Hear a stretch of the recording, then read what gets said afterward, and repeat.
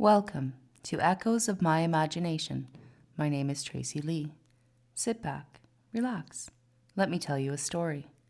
Today's story is called The Archivist of Blackroot Fen, where memory was kept in moss and fog, and silence became scripture. Let's get into it. There is a place the maps won't show, a place where the soil is soft enough to forget your name, where the trees lean inward like listeners, and the fog never lifts. This was Blackroot Fen, a living library with no shelves, only reeds and bones and water that whispered backwards. Most never returned.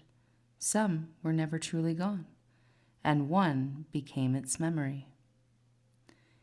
They were called Nirun. No one knew who gave them the name. Some say they were born of the fen itself, a child left below a willow, with ink-stained fingers and pupils like eclipses. Nirun never cried. They listened to ants, to rot, to the singing mud. At 5, they spoke only in questions. At 9, they memorized a 1,000-year oral poem just by hearing it once. At 11, they vanished beneath the surface of the fen for 3 days, returning with moss in their hair and a voice that echoed double. "The trees remember better than we do," they said, and so they were named Archivist. Each day, Nirun walked the same path, a winding loop between stones marked not with letters, but scars. Each one was a life, each one a story. Nirun pressed a finger to moss of each, whispering a single breath, just enough to stir the memory from root to air. They recorded nothing. They remembered everything. People came, lost travelers, grieving widows, banished scholars. They didn't speak. They sat. And Nirun spoke the name of their first sorrow, then silence. That silence was the healing.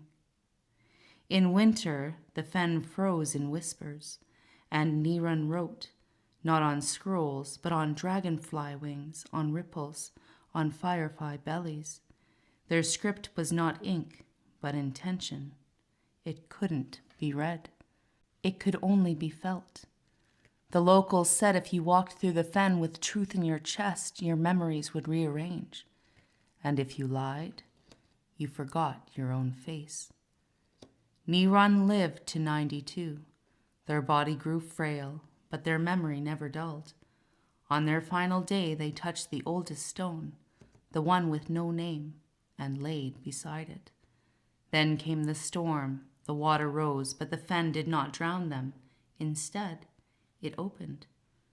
A grove no one had seen before, glowing with faint light, like will-o-wisps speaking in a language only moss and ghosts could hear. Nirun's body was taken, but their memory stayed. Every breeze that brushes the reeds, a sentence.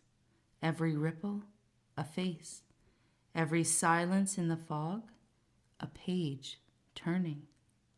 Nirun, the archivist of Blackroot Fen. They remembered, so we wouldn't have to carry it all alone. And that's it for today. Thank you for joining me for Echoes of My Imagination. My name is Tracy Lee. Don't forget to subscribe, share, follow, and like, and I'll catch you next time.